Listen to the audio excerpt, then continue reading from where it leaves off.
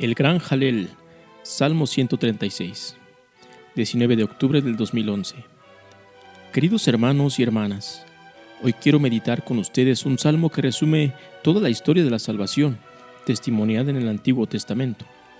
Se trata de un gran himno de alabanza que celebra al Señor en las múltiples y repetidas manifestaciones de su bondad a lo largo de la historia de los hombres. Es el Salmo 136, o 135 según la tradición grecolatina. Este salmo, solemne oración de acción de gracias, conocido como el Gran Jalel, se canta tradicionalmente al final de la cena pascual judía, y probablemente también Jesús lo rezó en la última Pascua, celebrada con los discípulos. A ello, en efecto, parece aludir la anotación de los evangelistas.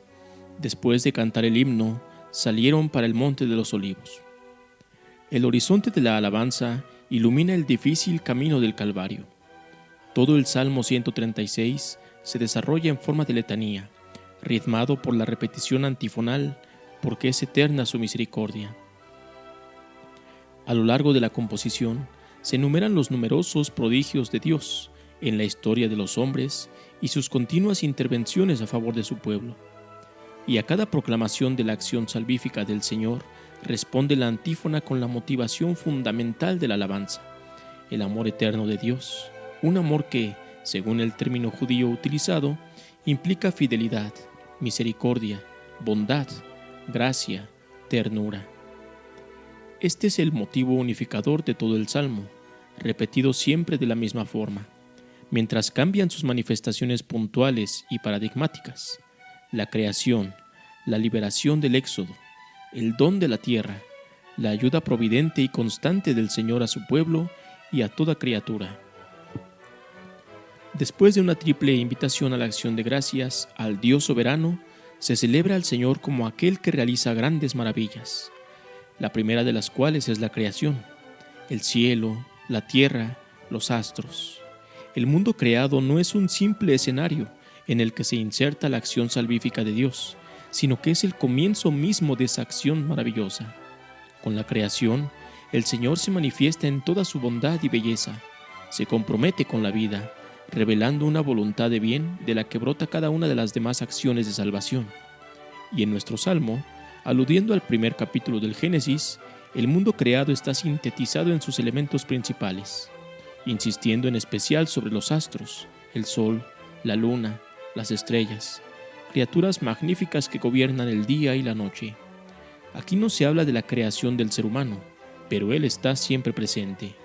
El sol y la luna son para él, para el hombre, para regular el tiempo del hombre, poniéndolo en relación con el Creador, sobre todo a través de la indicación de los tiempos litúrgicos.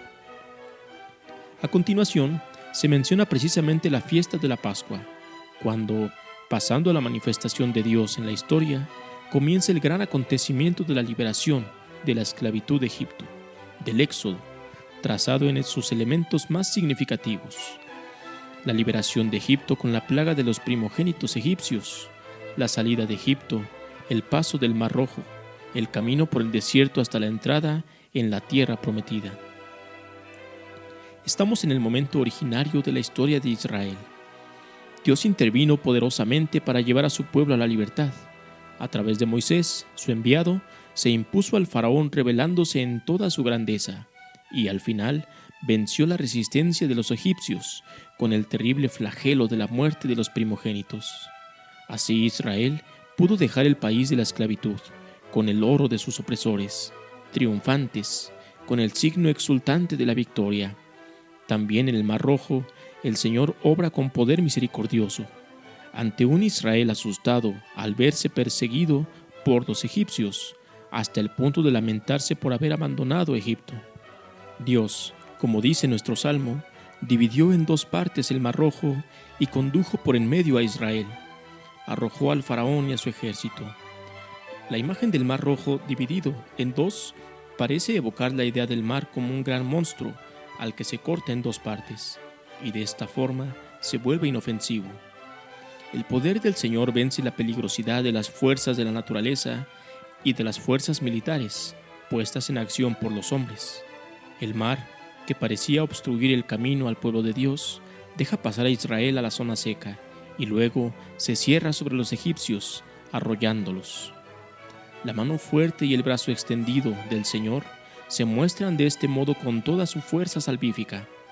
El opresor injusto queda vencido, tragado por las aguas, mientras que el pueblo de Dios pasa en medio para seguir su camino hacia la libertad. A este camino hace referencia ahora nuestro salmo, recordando con una frase brevísima el largo peregrinar de Israel hacia la tierra prometida. Guió por el desierto a su pueblo, porque es eterna su misericordia. Estas pocas palabras encierran una experiencia de 40 años, un tiempo decisivo para Israel, que, dejándose guiar por el Señor, aprende a vivir de fe, en la obediencia y en la docilidad a la ley de Dios. Son años difíciles, marcados por la dureza de la vida en el desierto, pero también años felices, de familiaridad con el Señor, de confianza filial.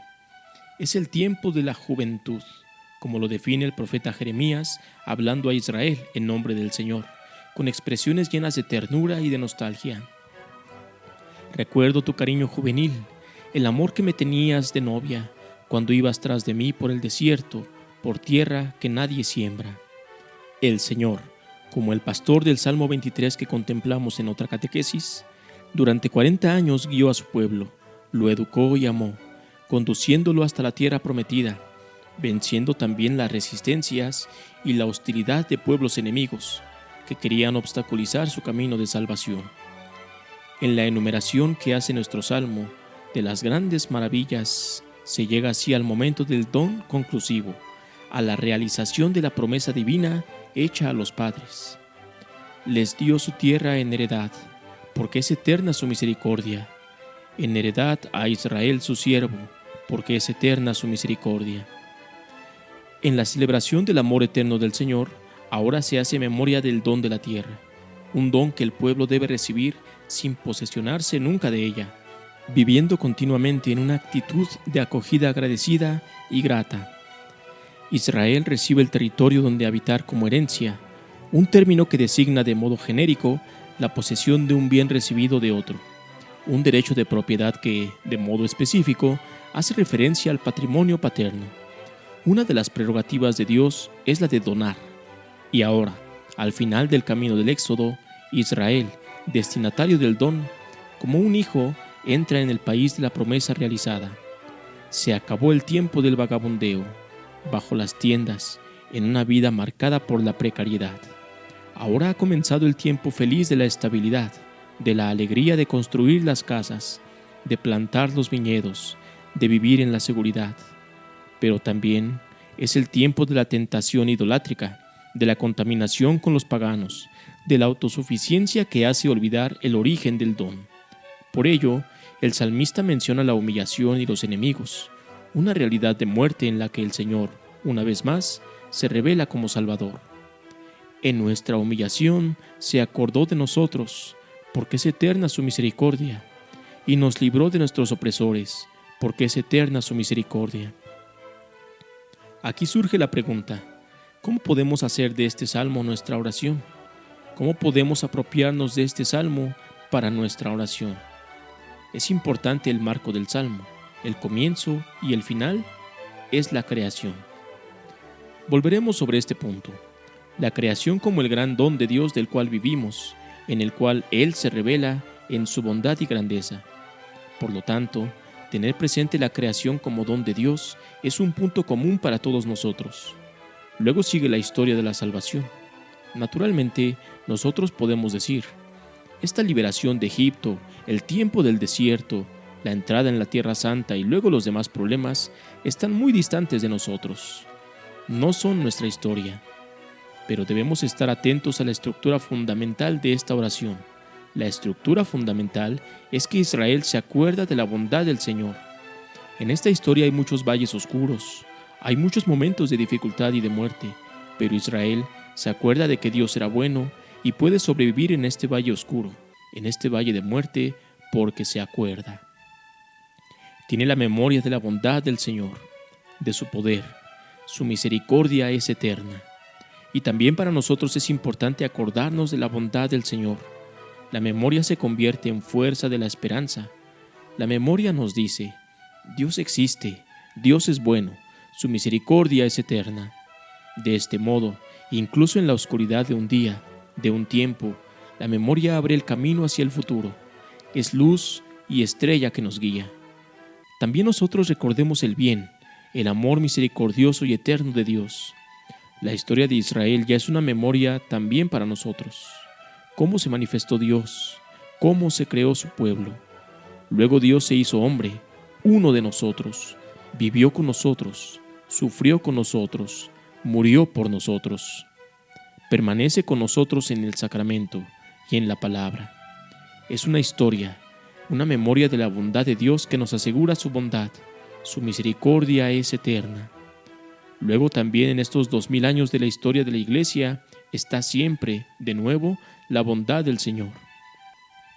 Después del periodo oscuro de la persecución nazi y comunista, Dios nos ha liberado.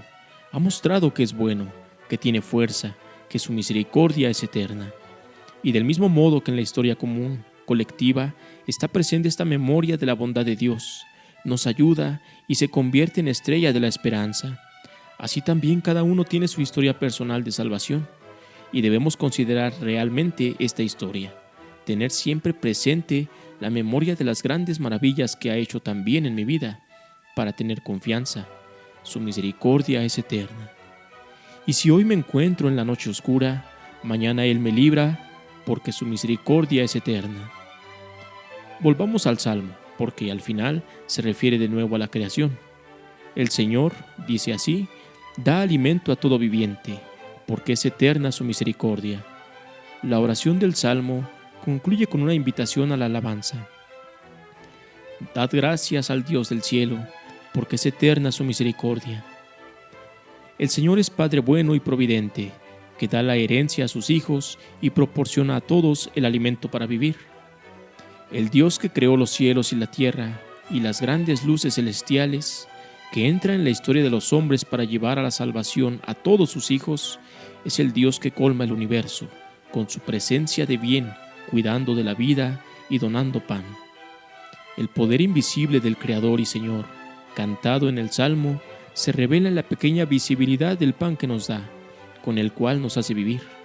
Así, este pan de cada día simboliza y sintetiza el amor de Dios como Padre, y nos abre a la plenitud neotestamentaria, a aquel pan de vida, la Eucaristía, que nos acompaña en nuestra vida de creyentes, anticipando la alegría definitiva del banquete mesiánico en el cielo.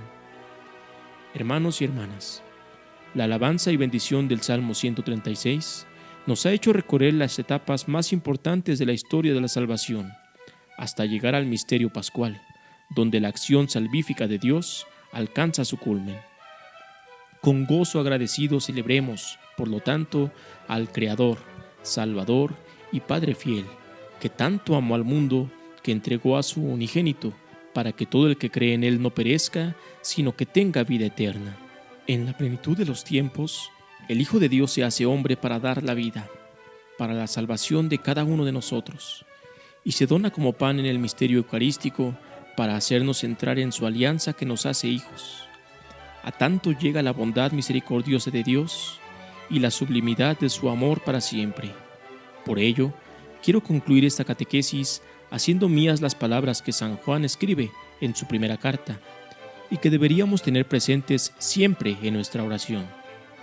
Miren qué amor nos ha tenido el Padre para llamarnos hijos de Dios, pues lo somos. Gracias.